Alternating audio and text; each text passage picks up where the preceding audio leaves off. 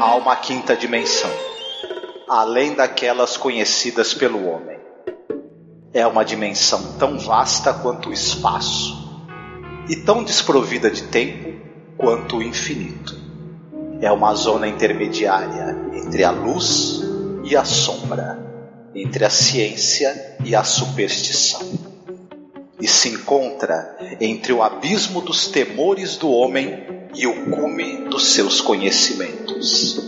É uma dimensão da fantasia, uma região além da imaginação.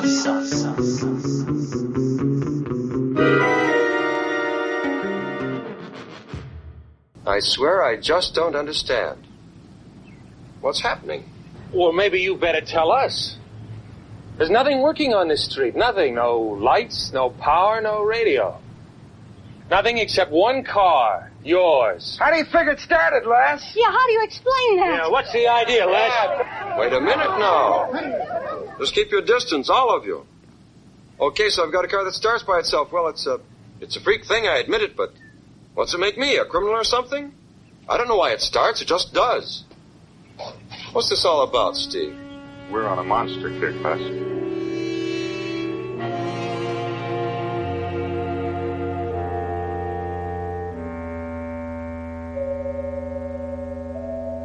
Olá, ouvinte! Seja bem-vindo à Zona do Crepúsculo. Eu sou a Angélica. Eu sou o Marcos. Eu sou o Felipe, do Vortex Cultural e do Cine Alerta. E hoje vamos falar do próximo episódio de The Twilight Zone. Episódios mais memoráveis, na minha opinião, claro, né? The Monsters are due to Maple Street. Os monstros estão na rua Maple. Exatamente. Esse episódio é um episódio que vai tratar do tema paranoia. Começando aqui o nosso bate-papo, falando algumas curiosidades sobre o episódio. E aí, Marcos, curiosidades referentes ao episódio Os Monstros da Rua Maple. Eu acho que logo de cara dá pra gente falar sobre essa questão interessante que o Rod Serling resolveu tratar, que é essa era pós-macartismo, né? O Rod Serling esteve na Segunda Guerra Mundial, né, se eu não me engano. Ele era militar, lutou em guerras aí, e depois você teve nos anos 50 o macartismo, essa paranoia, esse medo aí dos comunistas, né, de o seu vizinho podia ser um comunista infiltrado, né, denuncie o seu vizinho, se você vê qualquer comportamento estranho, faça um relatório para as autoridades entregando o nome do seu vizinho para que ele possa ser levado para interrogatório. O Rod Serling era roteirista. Um dos principais alvos dentro ali da indústria do cinema e da televisão, da perseguição macartista, foram os roteiristas. Vale a pena lembrar muito, por exemplo, a história do Dalton Trumbo, né? A gente teve aquele filme que foi a biografia do Trumbo, que foi feita recentemente, que mostra muito isso, essa questão da perseguição que vários roteiristas sofreram. Tem o filme dos irmãos Coen também, Ave César, que trata um pouco desse assunto. E aí acho que o Rod Serling, acostumado, né, a ser censurado e nas suas tentativas ali de tratar assuntos sociais e o pessoal com medo, né, que os roteiristas tinham muito medo de ser acusados, né, de comunista. A gente sabe que em épocas ali onde se tem essa paranoia, você não precisa ser comunista, basta você querer tocar numa questão social, basta querer você fazer alguma crítica social que você é logo taxado de comunista, né? E logo pode ser caguetado pelas autoridades. Então toda essa paranoia, essa loucura que tomou conta da América nos anos 50 tá muito bem retratada nesse episódio. Não, cara, eu acho doido porque esse episódio, ele me fez lembrar um bocado de uma outra série dos anos 60, que é Jornada nas Estrelas, né, de Star Trek, a série clássica, onde o Gene Roddenberry, que era o principal, o criador da série e o cara que comandava a sala dos roteiristas e tal, ele tinha uma ordem na época de não falar na televisão de maneira aberta sobre a Guerra do Vietnã. Então ele utilizava uns simbolismos dentro dos episódios para representar aspectos disso daí, sabe? Da Guerra do Vietnã em si. Tem um episódio, se eu não me engano, é A Taste of Armageddon, que é... não lembro o nome dele brasileiro, mas é um episódio onde tem a Enterprise, ela passa por um planeta que tem dois povos em guerra. só que a guerra não é exatamente como a gente conhece guerra, sabe? Não tem uma bomba chega lá e destrói o seu país e aí destrói a cidade, não. A guerra é feita pelo computador e o computador ele calcula quantas pessoas vão morrer e aí o país que sofre esse ataque do computador, ele tem que levar a quantidade de gente que morreria ali no lugar pra uma câmara e nessa câmara as pessoas são mortas, tá ligado? Tipo assim, eles impessoalizam pra caramba a guerra, né? Uhum. Fazendo desse jeito, que assim, não tem uma destruição em massa. O que o Gene Roddenberry e os roteiristas desse episódio querem falar é sobre esse lance de os Estados Unidos normalmente não ter as guerras dentro do seu território. A Guerra Civil Americana teve guerra dentro do território dos Estados Unidos. Mas para eles, como é no exterior, para o povo em geral, isso soa distante demais. Mesmo que alguns soldados percam as vidas, né? Mesmo que os jovens percam suas vidas, ainda assim não é dentro do território deles, né? E aí no final das contas o Kirk destrói o computador e fala: vocês querem continuar a guerra? Beleza, façam a guerra direito. Destruam suas cidades, façam tudo, porque, tipo assim, no final das contas aquilo dali impedia que as pessoas chegassem à paz, né? E obviamente que Star Trek não podia falar da guerra do Vietnã de maneira muito solta, né, cara? Sim. E eu acho doido o que os roteiristas desse episódio, não me recordo agora quem foi o sujeito que escreveu, o modo como ele trata esse lance da paranoia, né, cara? O roteiro é do próprio Rod Serling. Mas assim, cara, eles não, em momento nenhum eles falam exatamente o que deixa eles bolados e o que causa esse frisson na população, né? Aham.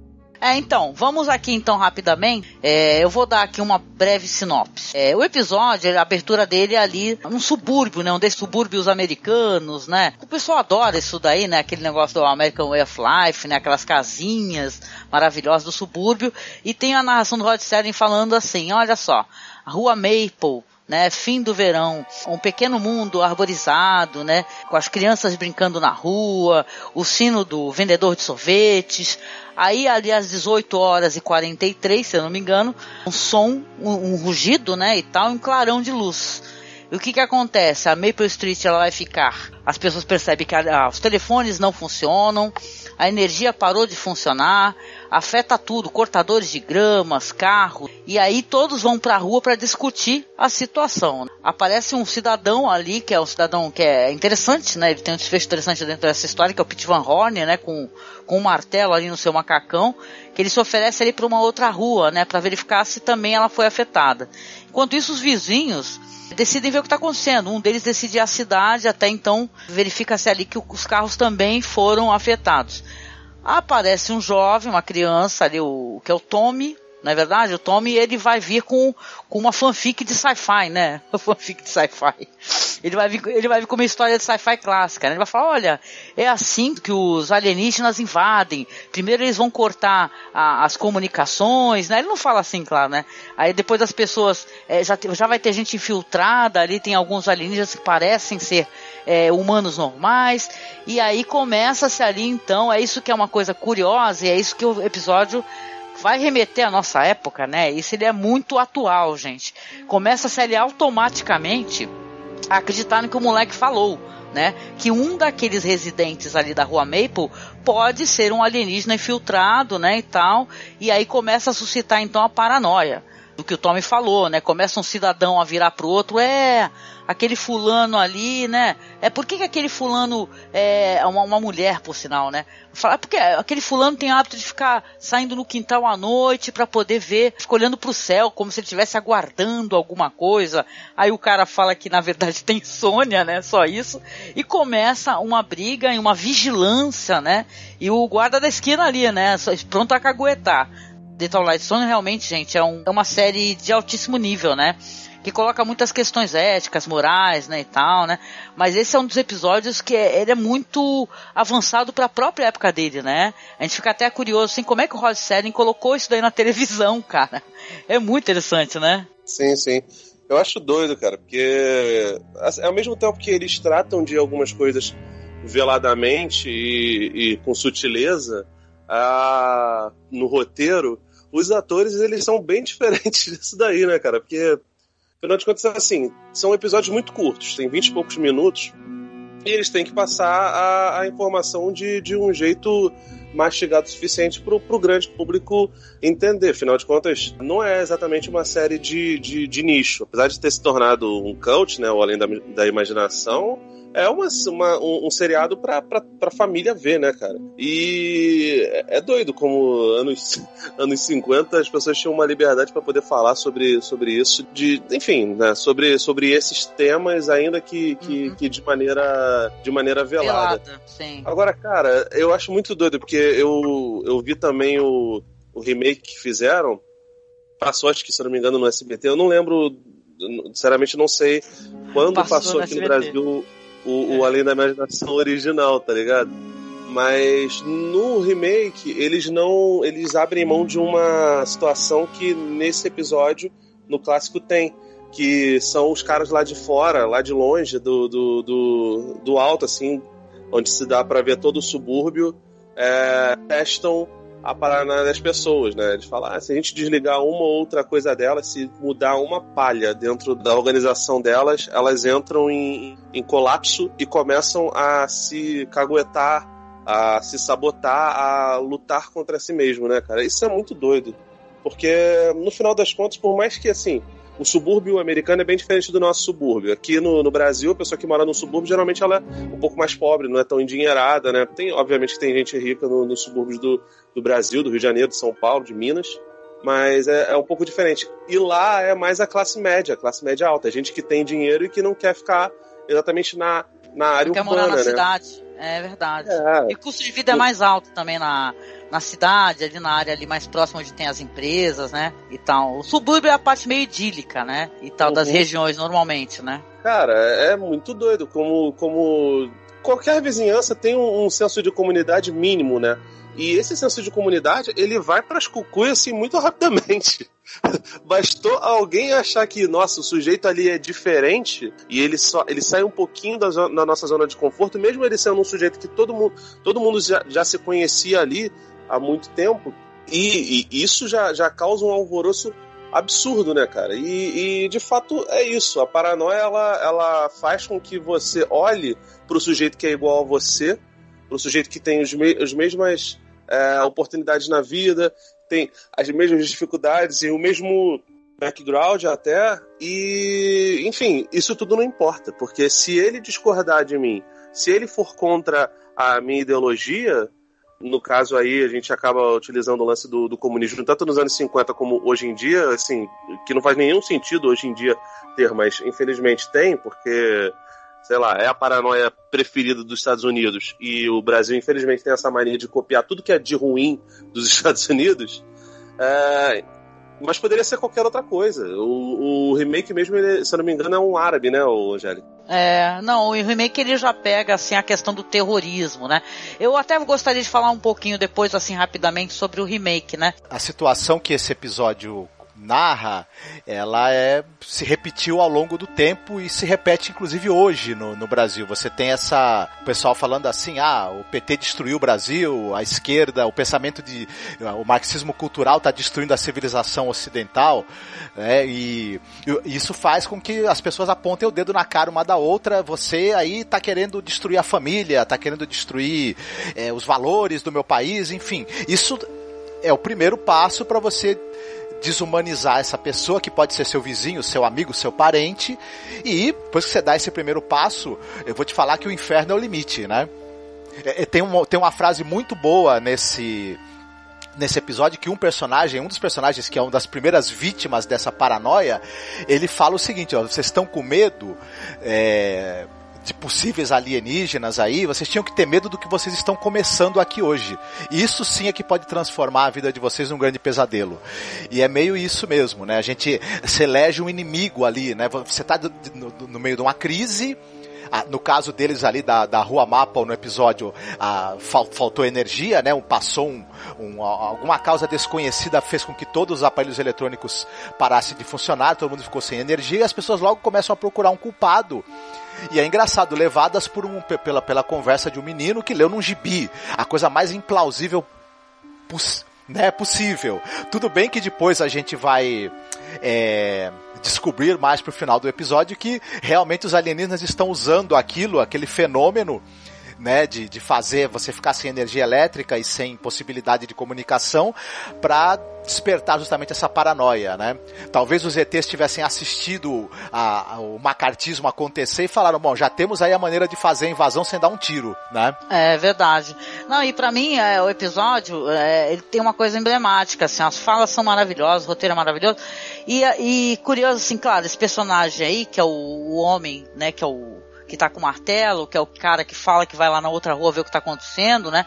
Ele volta, né? E quando ele volta já tá uma concentração de pessoas muito mais furiosas umas com as outras, né? Muito mais paranoicas, né? Inclusive, claro, né? Alguém vai pegar uma espingarda para poder ver o que tá acontecendo, né? Chega nesse nível da tensão. E esse cara vai ser morto, né? Ali o cara pega um pega uma arma e o outro toma, não faça isso, o cara vai pegar a arma de novo e atira, né? E, cara, é foda isso daí, pra mim, esse momento onde ele tem a noção do que ele fez, não é? Porque ele matou uma pessoa e ele fala, eu não sabia que era ele, né? Parece uma coisa assim, tipo assim, humaniza muito essa questão de ficar um colocando o dedo no outro, sabe? Sem ter consciência da realidade do outro, sem calçar os sapatos da outra pessoa, né? Que é isso, né? Quando você só faz, vamos colocar aqui as fake news, né? Que é o que hoje em dia que se prolifera, né? De uma maneira muito cruel. Eu sou aqui do Guarujá, só para colocar essa questão, porque é importante, aonde se matou uma mulher, né? Uma turba, né, matou uma mulher. Esse caso foi um caso que no Brasil inteiro ele foi propagado, né?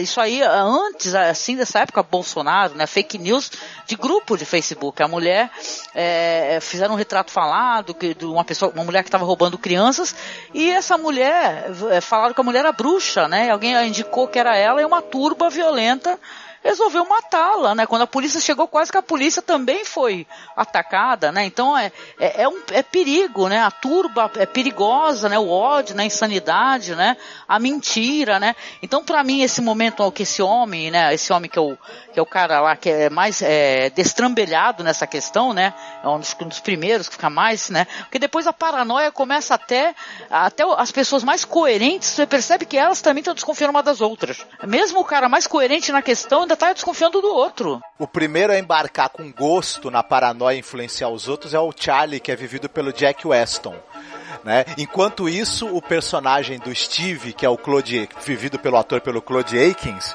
ele fica tentando ainda ser a voz da razão ali, né? Mas em determinado momento ele também vai acabar meio que sucumbindo, né? À loucura. Isso, exatamente. Não, e depois quando morre esse personagem, que é o faz tudo, lá o cara que tá de macacão, com martelo, né?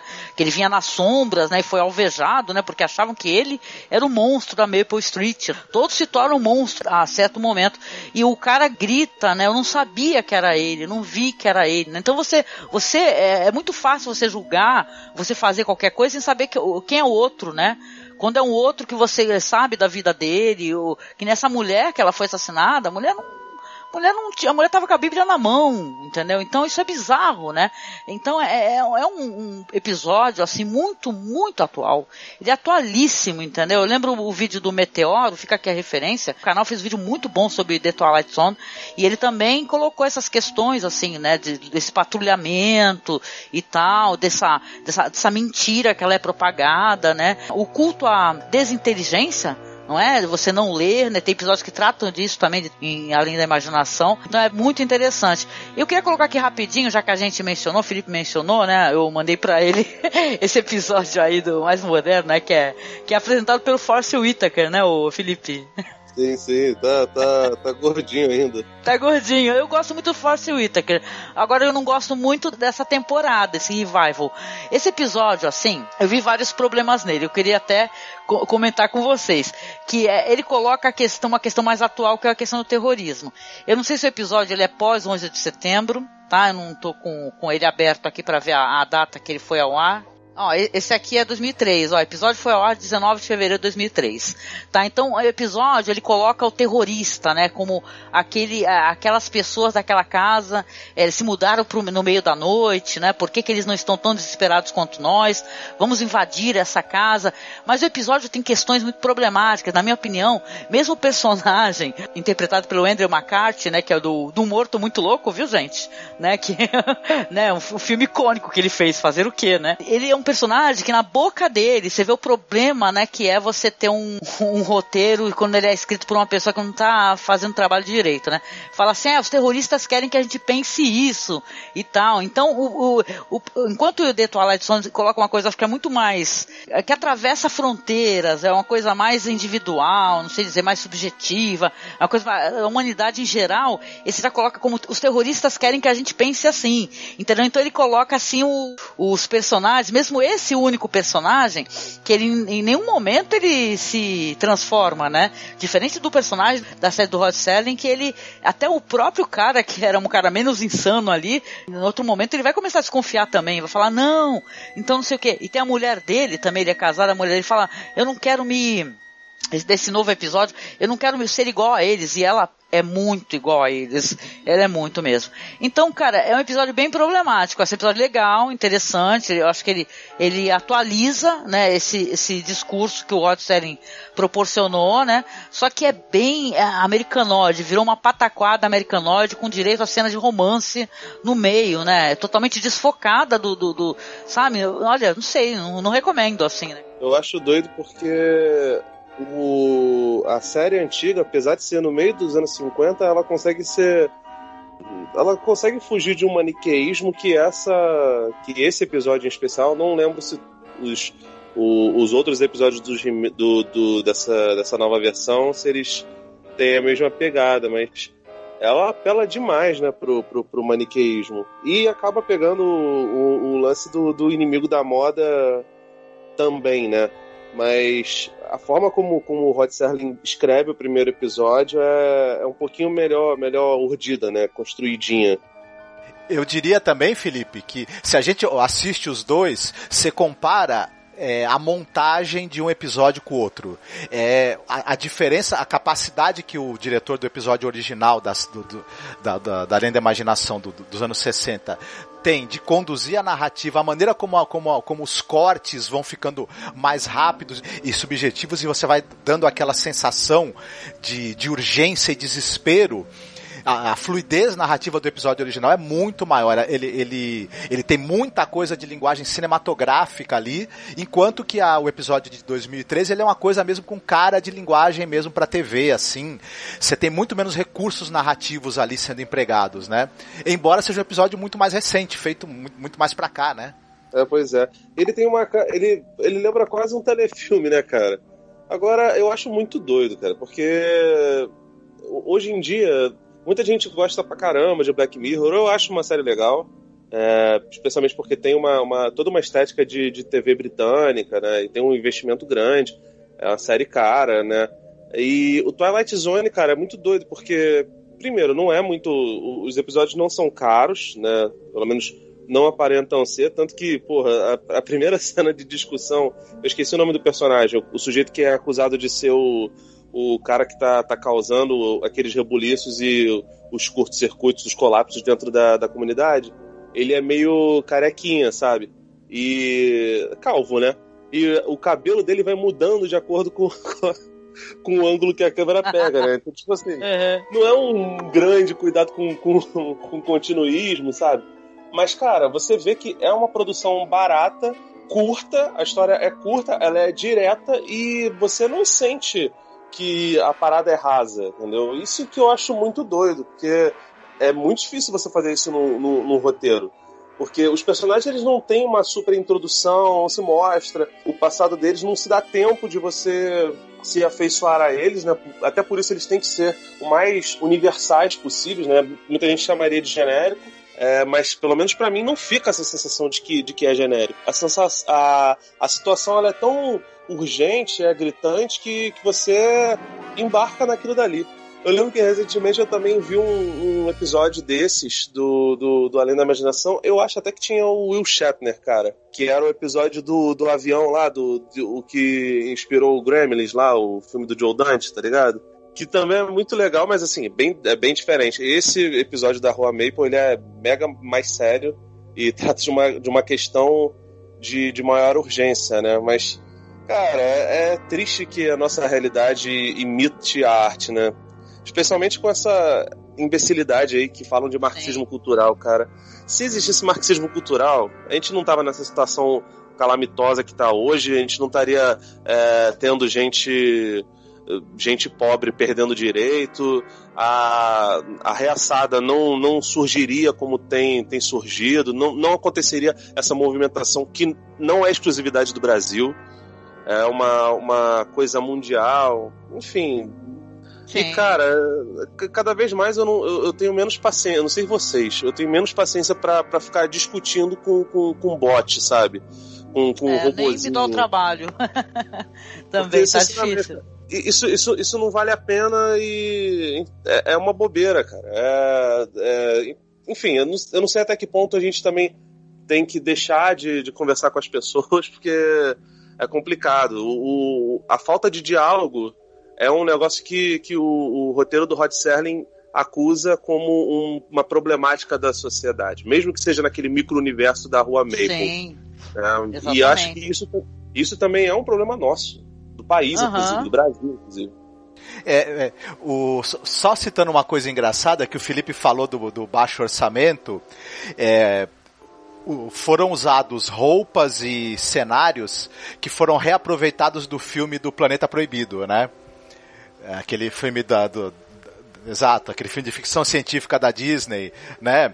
E inclusive a nave dos alienígenas, quando ela está indo embora, ela é a nave do Planeta Proibido, só que para as pessoas não reconhecerem, ela foi filmada de cabeça para baixo, né?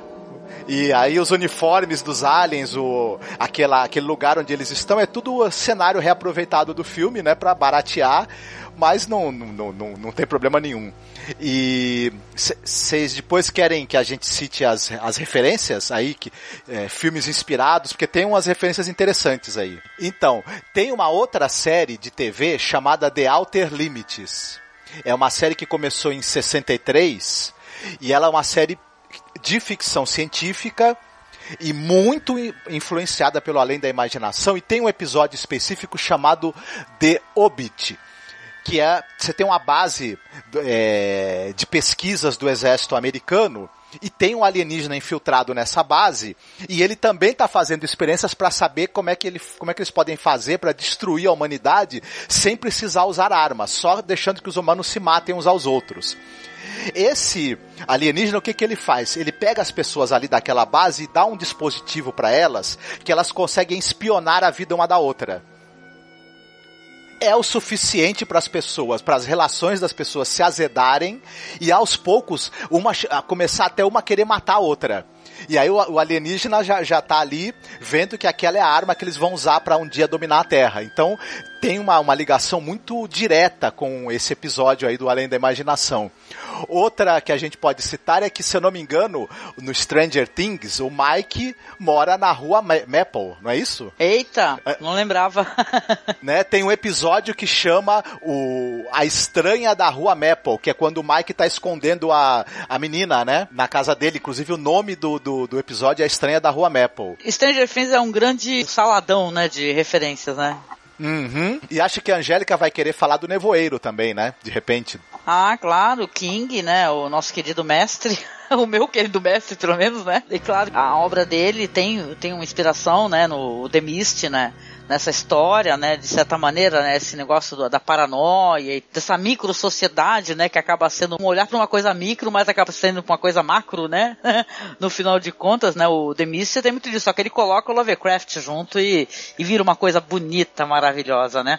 Mas a gente chegando aqui no finalzinho do podcast, a gente sempre faz uma brincadeira, sabe, Felipe? A gente recomenda alguma coisa que lembre o tema.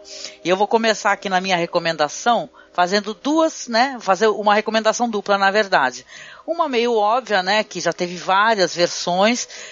Por exemplo, né? O Invasores de Corpos, né? Do Jack Finney, né, que eu gosto bastante, que trata justamente dessa questão da paranoia, né, de você não saber se o próximo é ele mesmo, ou se é uma outra figura, né, uma figura que é alienígena, na verdade, né, que tomou o corpo, né. Um filme que volta e meia tem um remake ou outro, né? Não sei nem quantas versões que tem de Invasores de Corpos, né? Creio que é em torno de umas 3 ou 4 ou mais, não recordo logo de cabeça aqui, né? Mas eu gosto bastante de Invasores de Corpos, assisti todos e claro que nem de todos eu gosto, né? Mas com certeza dos mais antigos sim, né? E obviamente um filme muito divertido, que eu acho que vale a revisão, né? Que um dia desses assisti e foi bem legal, que é Prova Final, do Robert Rodrigues, né? Que ele é um filme ali numa escola ali onde os professores e os alunos vão tomando de uma água e se transformando ali em figuras alienígenas assustadoras, né? Então vale a revisão para quem assistiu, e quem não assistiu fica aí a indicação então do Invasores de Corpos e Prova Final. E tu, Felipe, gostaria de recomendar? Sim. O engraçado de falar do Prova Final, porque o Prova Final me lembra muito um outro filme que tem bastante a ver com isso, e é bastante clichê também, que é o The Thing, né, do Enigma de Outro Mundo, do John Carpenter. Tem essa coisa também. Maravilhoso. Eu adoro o Robert Rodrigues, mas esse Prova Final, eu acho que ele foi a mais um pouquinho, deu umas patinadas, assim, porque... Não acho um filme perfeito, eu só acho o filme divertido mesmo, entendeu? Não, ele é. Cara, o Rodrigues, ele faz filmes... Nenhum filme dele eu acho... Caraca, eu quero morrer, eu adoro. Até o Planeta Terror, aliás, o Planeta Terror acho que é até subestimado, se bobear.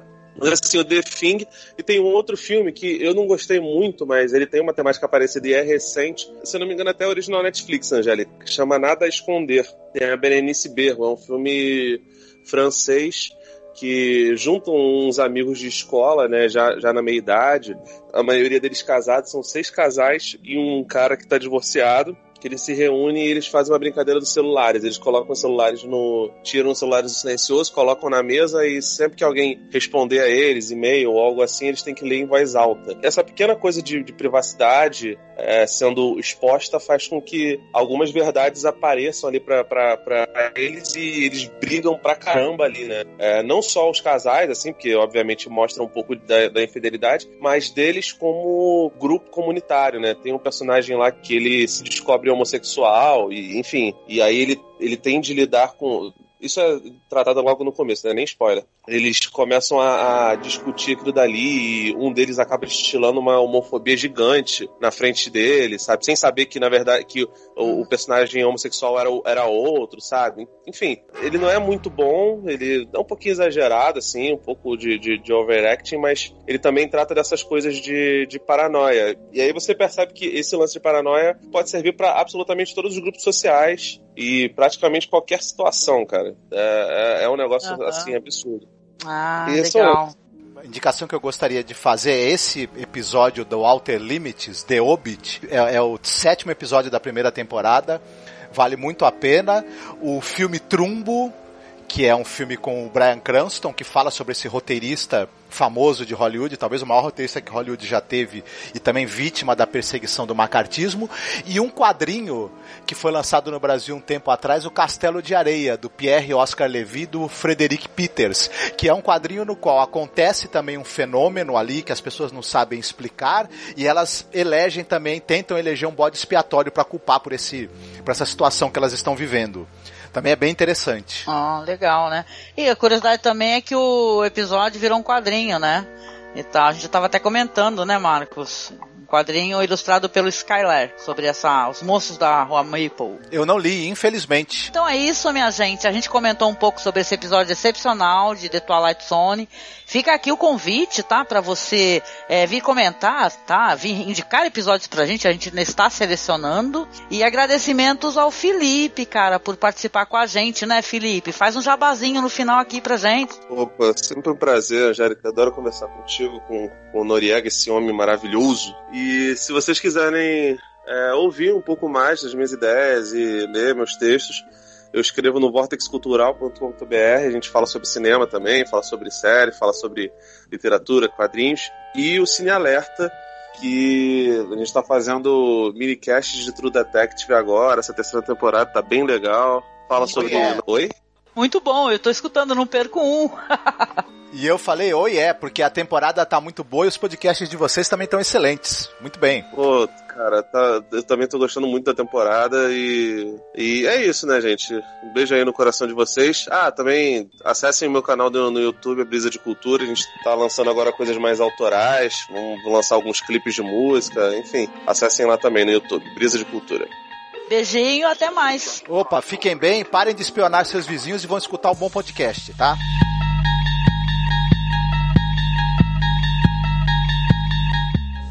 Understand the procedure now?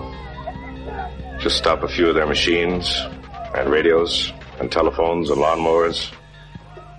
Throw them into darkness for a few hours, and then sit back and watch the pattern. And this pattern is always the same? With few variations.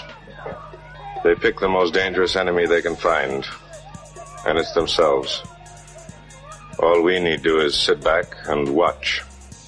Then I take it this place, this Maple Street, is not unique. By no means. Their world is full of Maple Streets.